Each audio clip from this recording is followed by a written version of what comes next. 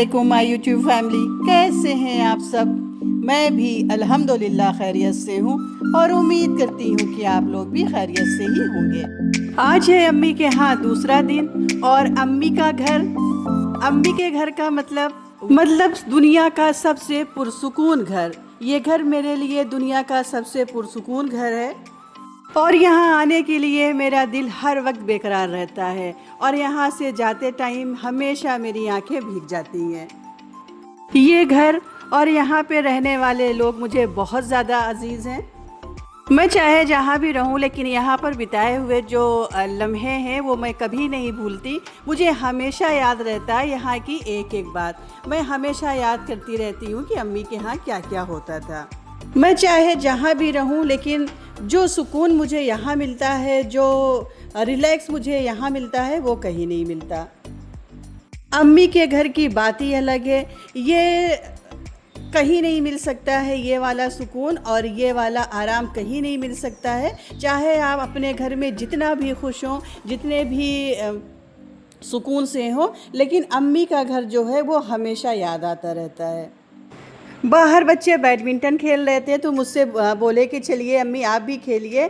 तो यहाँ तो मैं फ्री ही रहती हूँ, यहाँ तो कोई ऐसा काम वाम होता नहीं है, तो मैं भी आ गई कि चलो ठीक है इब्ने के साथ थोड़ा सा मैं भी खेल लेती हूँ। मैं जब इलाहाबाद से आती हूँ तो यहाँ पे आने के लिए मैं ढेर सारे कपड़े लेके आती हूँ, यानी मेरी जो अटैची होती है वो पूरी फुल रहती है। लेकिन यहाँ जब मैं आती हूँ तो इतनी सुस्ती रहती है, यहाँ पर इतना ज़्यादा लेजीनेस रहता है कि मैं कोई भी सिर्फ एक या दो ही कपड़े यहाँ पे निकालती हूँ, बाकी सारे कपड़े मेरे वैसे ही वहाँ पे वापस जाते हैं।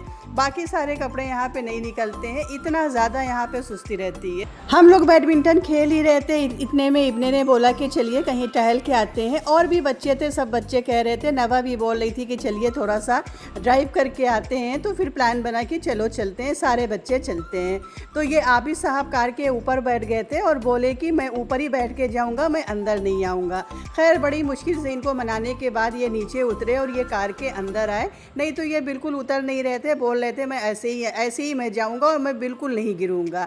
बच्चे ढेर सारे थे, सीट पे बीच वाले पे आ नहीं रहे थे, तो कुछ बच्चे पीछे एडजस्ट हुए, कुछ बच्चे बीच में एडजस्ट हुए और ये सारी नबा की फ्रेंड्स हैं और ये नबा, आबिस, हुसैन सब लोग मिलके एक साथ खेलते हैं।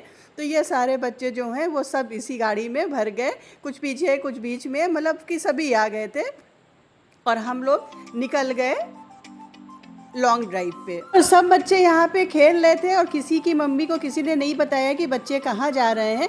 अचानक से यहाँ पे सन्नाटा हो गया, सबकी मम्मियाँ अपने अपने बच्चों को ढूंढ रही थी लेकिन सारे बच्चे गायब थे और मम्मियाँ यहाँ पे परेशान थी और बच्चे सब इंजॉय कर रहे थे। गाओ गाओ गाओ।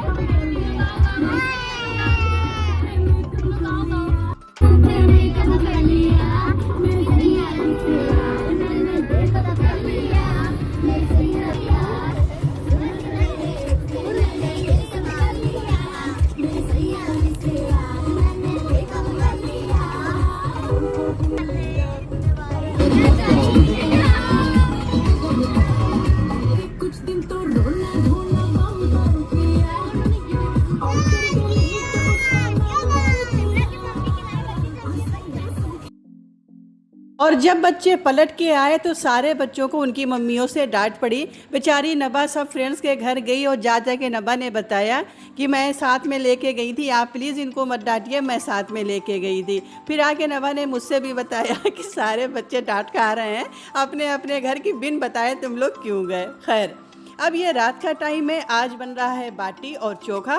तो ये छोटा वाला भाई बैठ के आटा स्टेन कर रहा है। मैंने बोला लाओ मैं कर देती हूँ, लेकिन ये भाई अपना खुद से सब काम माशाल्लाह से कर देता है। तो पहले तो आटा पूरा स्टेन किया, उसके बाद फिर यहाँ पे आग लगाई गई।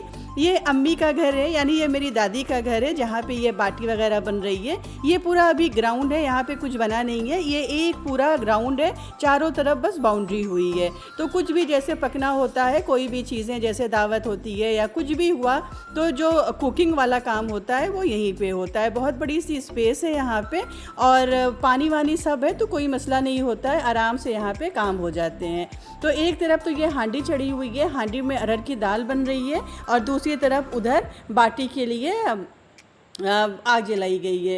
एक कोई आटा गूंद रहा है, कोई सब्ज़ी काट रहा है, कोई प्याज काट रहा है, कोई आलू भून रहा है। मतलब भाई के सारे दोस्त इस टाइम इकट्ठे हैं और इस टाइम जो है वो बाटी की पार्टी होने वाली है और ज़बरदस्त पार्टी होने वाली है। यहाँ पे इब्ने साहब भी मौजूद हैं और भूखे बहुत तेज़ हैं, बोल रहे हैं कि कब बनेगी कब बनेगी।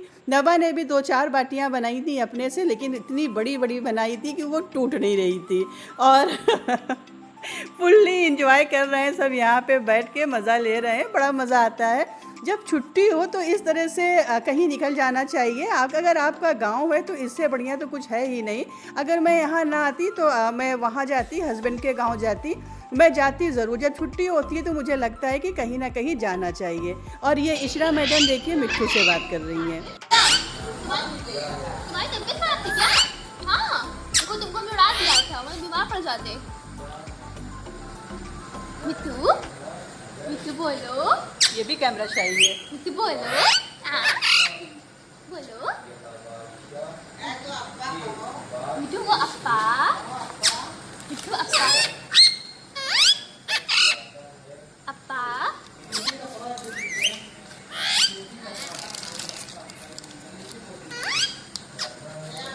नियन मत। अब नहीं खाएगा। हाँ, फिर बढ़िया। ये बेचारे भी चिल्ला रहे हैं। इस बेचारे को कोई नहीं देख रहा। आओ, आओ। ये बच्चा क्या है? उसको दौरा पड़ गया। अरे अरे अरे अरे अरे। वो देखो, पप्पा, उसको देखो खुश हो गया। हाँ भैया। हाँ। क्या हुआ? बाहर आओगे? बाहर आओगे? नन्ना हमको बहुत मारेगी। हाँ। भैया, भैया, क्या हुआ? क्या हुआ? क्या हुआ? सीधी हो गई? अरे, पेट भर गया क्या? अप्पा, बेटे, अप्पा, अच्छा अप्पा, अप्पा। जब यहाँ कोई नहीं रहता है तो अम्मी मिट्ठू से ही बात किया करती है, लेकिन जब बच्चे सारे आ जाते हैं तो अम्मी जो मिट्ठू को तवज्जो देना बंद कर देती है। तो ये मिट्ठू मियाँ जो है वो भी गुस्सा जाते हैं। इनको भी फुल तवज्जो चाहिए होती है, लेकिन जब बच्चे इकट्ठे हो जाते हैं तो अम्मी बच्चों में लग जाती हैं। खैर, मिट्ठू से बातचीत हो ही रही थी, इतने में ये बन के आ गई मज़ेदार वाली बाटी, देसी घी में डूबी हुई, चोखा और अरहर की दाल। हांडी की इतनी ज़बरदस्त महक आ रही थी इस दाल में और क्या मज़ेदार टेस्ट था इसका कि मैं बता नहीं सकती। इतनी अच्छी दाल अरहर की तो शायद मैंने पहली बार खाया, या कभी शादी में कहीं हांडी वांडी में बनी रही हो, कभी खाया हो तो नहीं पता।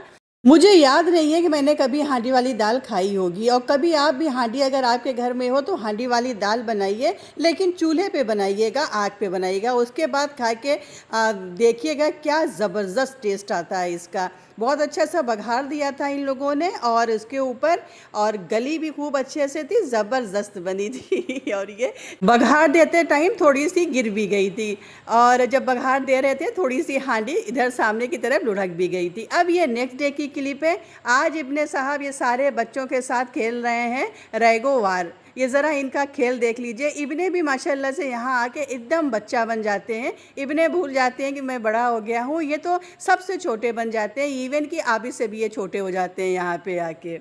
आगरा में इनको ये सब मिलता नहीं, इसीलिए इन्होंने आगरा जाना कैंसिल किया, क्योंकि इनको मालूम था कि आगरा में ये सब मिलने वाला नहीं है, ये जो मस्ती है। और आगरा तो हम लोग कभी भी जा सकते हैं, अम्मी के यहाँ जब लंबी छुट्टी होती है तभी आना होता है। तो इसलिए ये लोग जो हैं वो आगरा को कैंसिल करके यहाँ पे आ गए। तो फ्रेंड्स, ये था मेरा आज का व्लॉग। मैं उम्मीद करती हूँ कि आपको पसंद आया होगा। पसंद आया हो तो लाइक ज़रूर करिएगा, और चैनल पर अगर फर्स्ट टाइम आए हैं तो आपसे हम्बल रिक्वेस्ट है कि बिना सब्सक्राइब किए हुए मत जाइएगा। अपना ढेर सारा ख्याल रखिए, अपनों का ख्याल रखिए, मुझे दुआओं में याद रखिए। अल्लाह हाफिज़, बाय।